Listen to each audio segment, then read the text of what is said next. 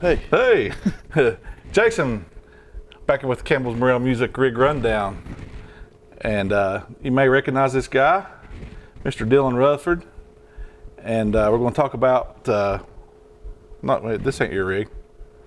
Oh, dude, we're supposed to, this got this. Wait a minute, we've got this backwards. Sorry. Yeah, That's my no problem. fault, yeah. I'm Dylan Rutherford here with Campbell's Morel Music. And this is the 29th episode of the Rig Rundown series we've had here. And you may be wondering what I'm doing here. It's because this fine gentleman, who is usually providing us with the incredible Rig Rundown videos, the very influential, nice videos for the scene here that everybody's been enjoying so much. It's pretty unfair for you not to be able to showcase the 1,700 bands you're in, you know. Yeah, and so I guess we'll just talk about the three active ones I'm in right now. Yeah, you got Wilson and the Walk, Dime Store Cowboys, Appalachian Death Cult. Oh yeah. You got a little mix of some rock, some country, and some doom metal. Doom metal, yeah. So it covers the full spectrum. Nice. And I guess you could say, well, Vapor would probably say it, this is probably my rig of the week. Rig of the week, right? Okay. It seems like ever evolving. I was curious to know what you would bring. I didn't know what type of amps, but.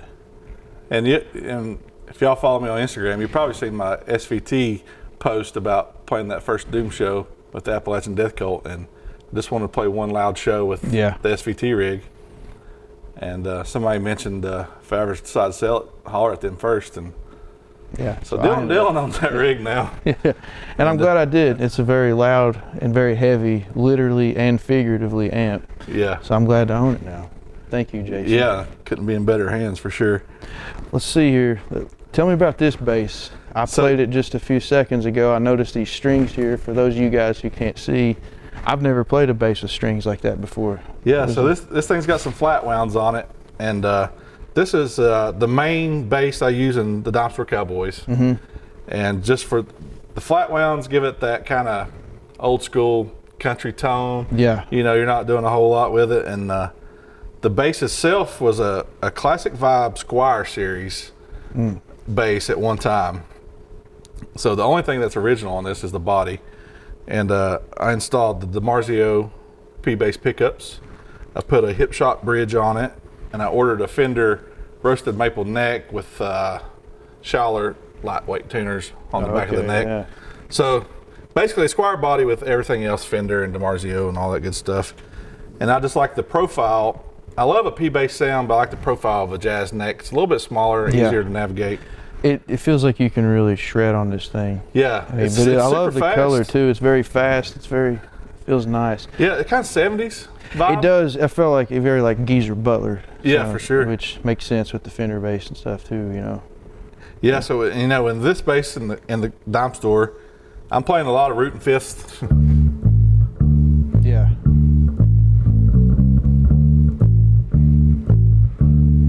But it's nice and clean. It's clean. But it's not like too like muffled where you have typical bass lines like that in certain sounds in country where it's just the bass just kind of gets lost as just, you know, room tone where that kind of cuts through almost like in a rock and roll way too. Yeah, for sure. Yeah. And I've played it in other bands, but that's the one I usually use for Dime Store, and it's probably my favorite bass. It's the most comfortable to me, and it feels good.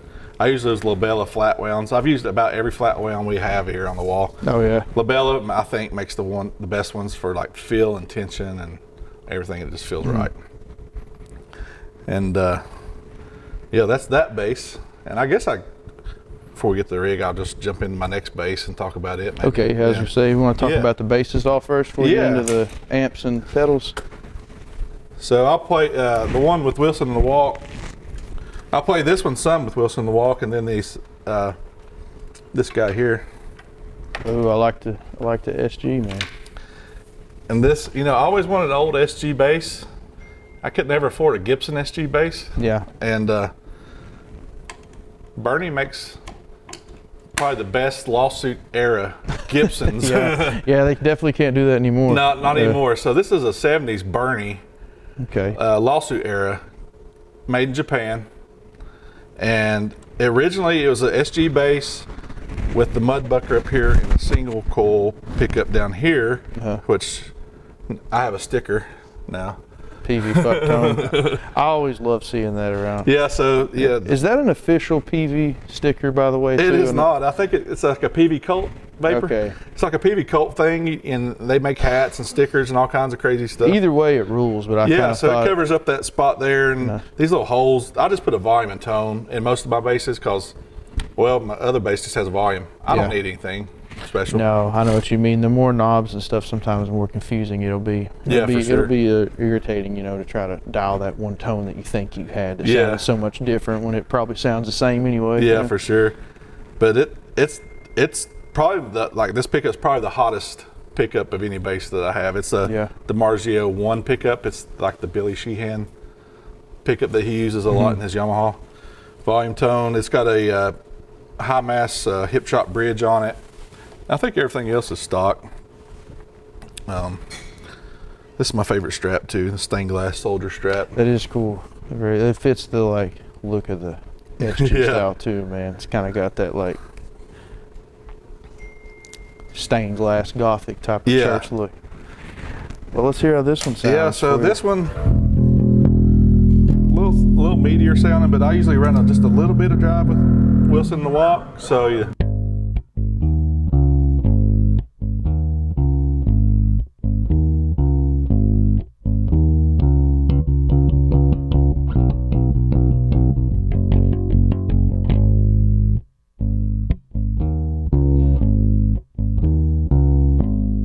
Can you imagine that fast part, Scott's just thrashing some drums? Oh, yeah. So it's dun, dun, dun, dun, dun. Yeah, it's Wilson Walks, I don't know, what kind of grunge rock, punk, 90s alternative feel, I guess.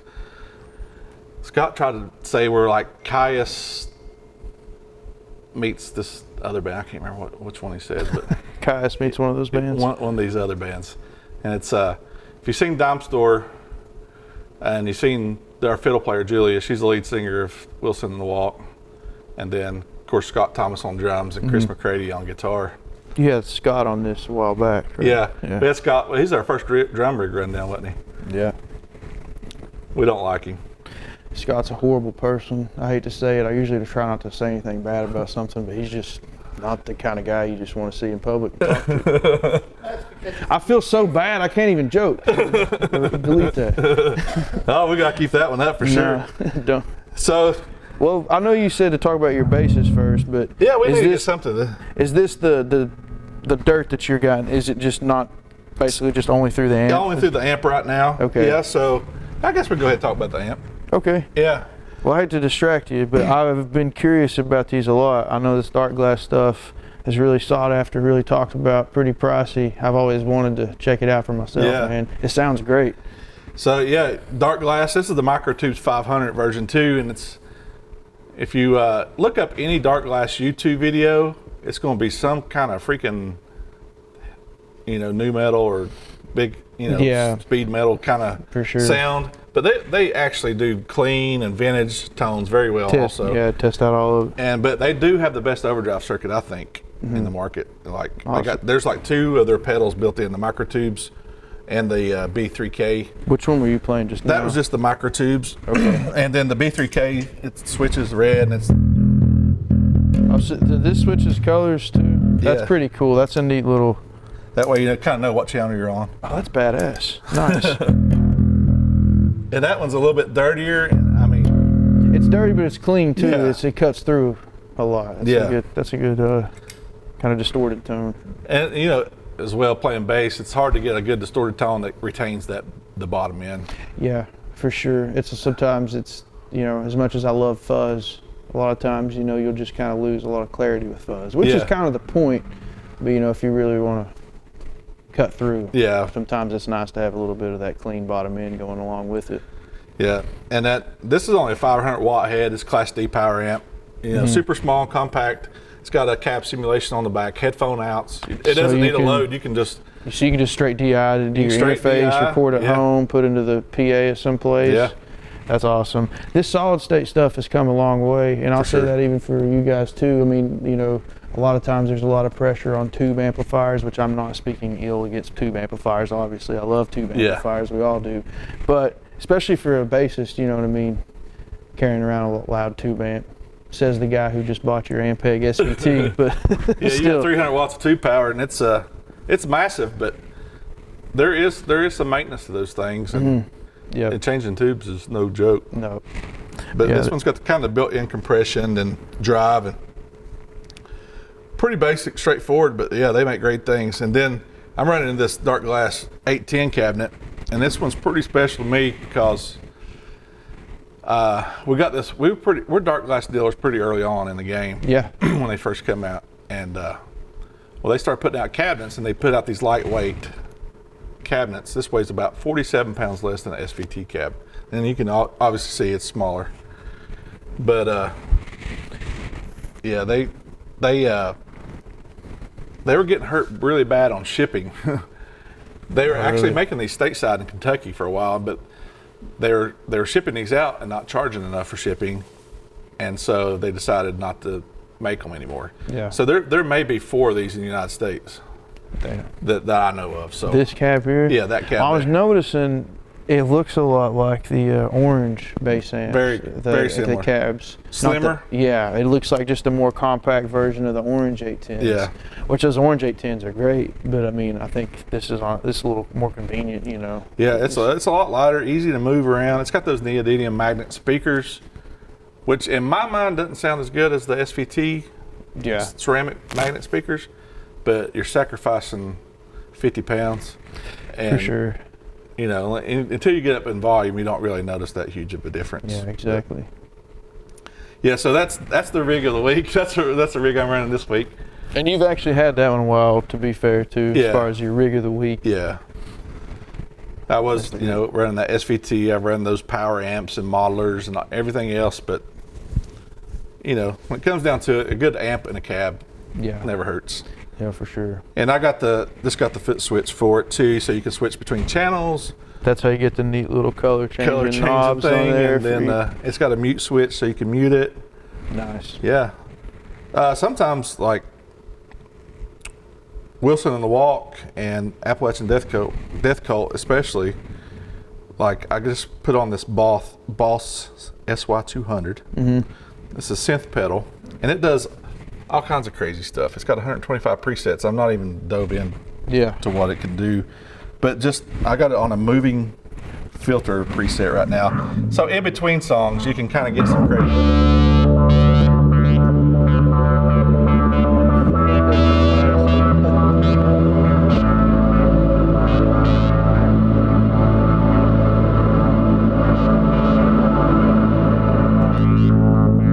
What's that sound like with a little bit of Damnation Audio MBD1 behind it? Yeah, I got to talk about this pedal too. Damnation Audio MBD1 is exactly what Bo and Travis play. It is, and they play it for a reason because I own one myself. They're awesome. They really are. It's so y'all turned me on to that one for sure. So that one, then I got it in front of the. I don't have it on the high gain side, but without it.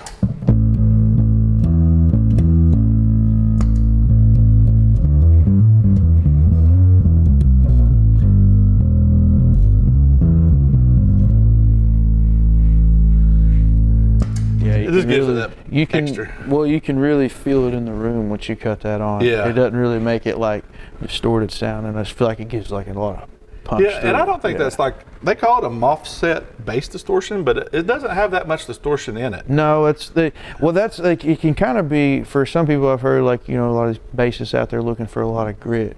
Some people get disappointed, I guess, from what I was reading online about them. Yeah. But I think, it depends on what you're looking for. I think it's a great sounding pedal, but it's like, it doesn't have a lot of that like distortion type of sound, I guess. Yeah, I think it just makes everything sound bigger. It does, and it's very thick sounding. Yeah. And if you've listened to Hal and GOV and his band, that's what it is. It's just big sound. It's not ever crazy distortion. Yeah. It's just big sound. Just too loud.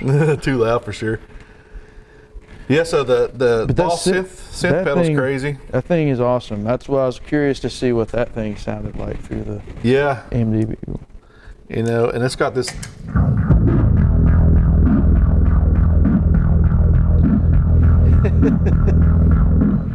It does all kinds of stuff.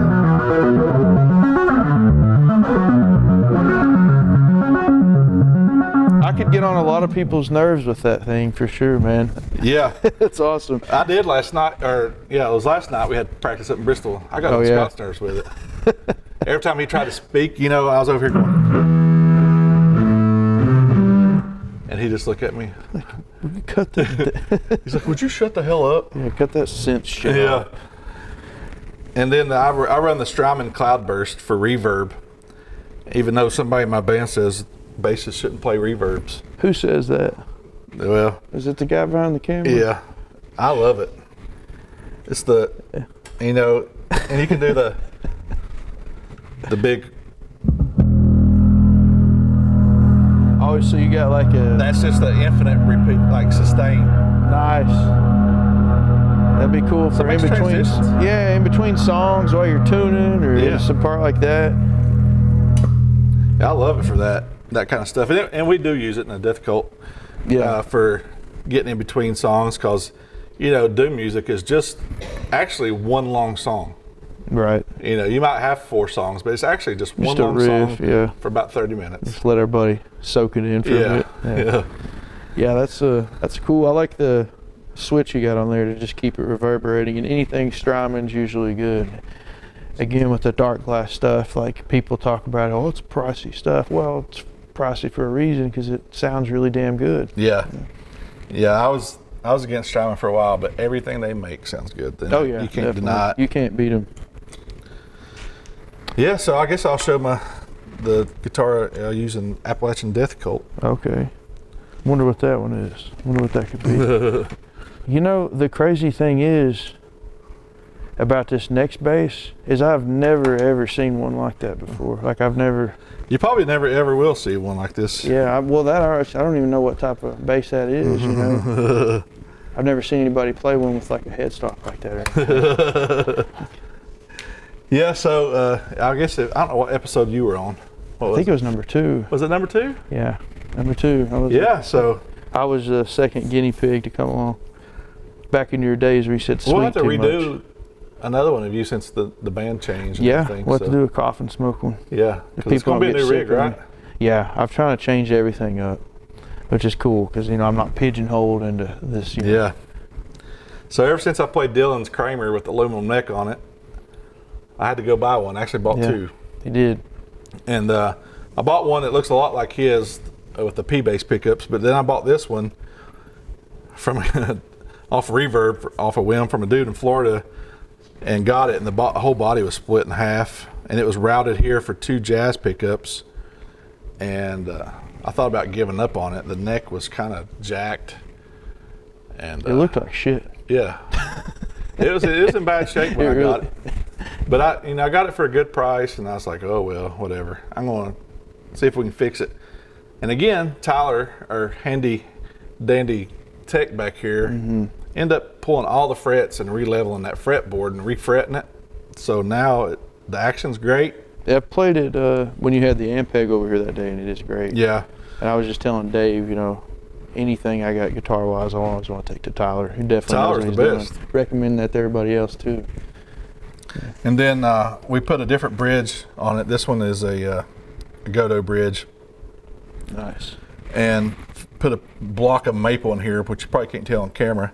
But there's this whole thing we routed out. Put a block of maple here, here, and here. We made this copper plate. I made this pick guard. And it's the original pickup. It's a 1976 K200B, I think. That's that's original pickup? Yep. Damn. It's called Shadow, but it's an actual German-made Schaller Shadow pickup. Okay. I know I was giving you a hard time saying it looks like shit earlier, but like right now it's come a long way. Like it's a badass bass. Yeah, we inlaid those black walnut stripes. Which kind of gives it character, Yeah. Makes it look different than the rest. One time I thought about selling it, and I was like, it's probably the only one in the world, so I'm probably going to keep it. Yeah. Sometimes the instruments like that can be, the best ones to play and the best ones to own. The ones that you really just kind of throw together, the ones that got a lot of nicks and bruises. Yeah. And you know what these necks feel like. They're just great feeling, and they sustain for days. Yep. And I'm very fond of the Kramer basses. This one, of course, we play that heavy stuff with, so we're down tuned a little bit. D standard, drop C. Oh, nice. you know, that's doom music right there. That's all you need to know. You hear that open note. You're in the bathroom peeing before the show starts, and you hear that, and you think, "Oh shit, it's starting! I gotta go. Yeah. This is gonna be heavy." It's very. So you know, I'll get some crazy stuff going, and all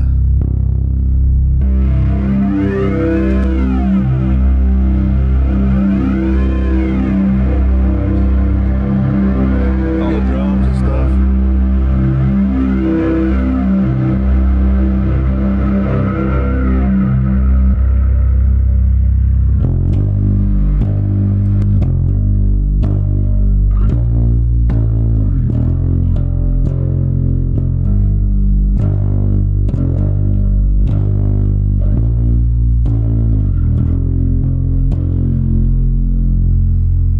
Awesome. I like it. Good slow riffs. Yeah, I like it. You know, I've never played doom or and loud before, and it's fun. Mm-hmm. Yeah. I've always played country music my whole life. Right. You know, I always told people, they like, what do you like? I'm like, I kind of like Conway Twitty and Wu-Tang. Yeah, I know what you mean. And then, but doom's come into my life, and right. I love it. It's just heavy and just easy to do this too. Yeah. It's a very. I don't even know what to say about doom. I was trying to give something provoking, but now I've been playing it for 10 years. It's like too much pressure. Yeah. It's something you have to experience live. It is. It definitely. And I don't know. It's one of those genres that I've watched a lot of people get into, and it's like once they like start with a few bands, it's usually like Weed Eater, Electric Wizard, and like once they hear those, and then they just start digging down the rabbit hole, and then the next thing you know, like people are way into it. Yeah. You know. And the interesting tidbit about these Kramers is like the black one, like I had, that was basically like what Tim Bagshaw from Electric Wizard played on the early recordings of that. So. Yeah. I went to a show with Vapor with. We went and watched Ministry, the Melvins, and COC. Nice. And so you know, Buzzo from Melvins plays all these aluminum guitars. Yeah, the EGCs. Yeah. And that's kind of where I didn't really notice them before. I knew about them, but I didn't really notice them before. And like you hear his rig, and it's like, oh my God, that's like the best sounding rig for sure. And they were loud and they were good. And it's just like, but then after I hear playing your aluminum neck, I was like, I got to have one of these things. And they're very awesome. unique, but in a very like comfortable way to play, I guess. Yeah. You know, not unique in like a what is this type of bass way. Yeah. It's a good way. And I learned that I think it was Hartke actually made some aluminum neck basses. Oh yeah. Yeah, and at one time, but then of course, what is the most expensive ones are those Travis Beans. Is that right? Is it Travis Beans? Travis Beans. Yeah. There's like they've got like a T in the inlay. Right there. Yeah. Those are way very, up there. They are, but they're very badass. Yeah. So. Well, man, why don't you play us a few riffs on each of these basses? Yeah. You know, one thing I like to see in these videos is when people just like jam out. Jam for a out. while. Yeah. And I know it's tough because once you get in here, you get on the spot. You know. I know, and it's like, oh God, I don't know what to do now. Yeah, some nerd out there is going to make fun of me because I played a sloppy note. Yeah, you Garth, don't make fun of me for because Garth was really good.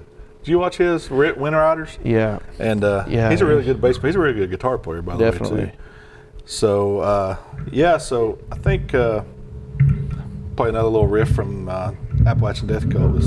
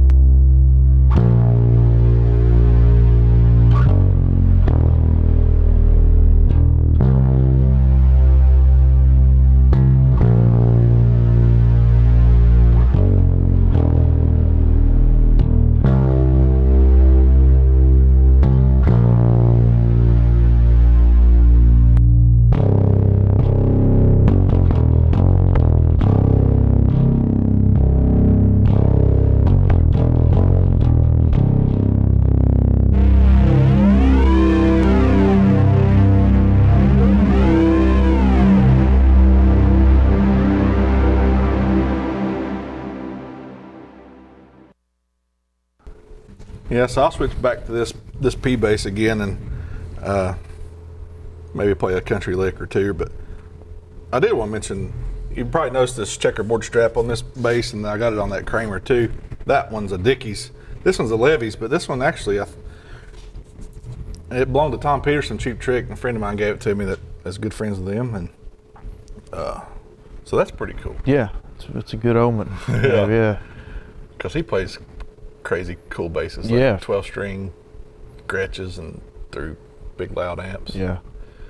Well, it's usually like it's a pretty random item to have from someone too. You know what I mean? It's usually people's guitars or stuff like that they seek out, not the straps. But you know, strap is a pretty unsung hero of the instruments. You know, everybody wants to worship amps and pedals. And straps are important. They are. Nobody gives a shit about the straps. And then I run these Dunlop strap locks, except on that Kramer. It's weird, so I put those little rubber strap locks on it. Okay. But I'll give you a little sound sample of what this thing, you know, country bass, country tones.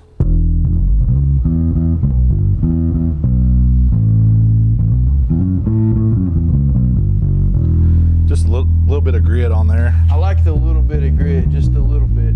It's like makes it a lot more interesting. Yeah, you know? It cuts through better. Which I like, you know, I like the distorted stuff, so maybe I'm a little biased.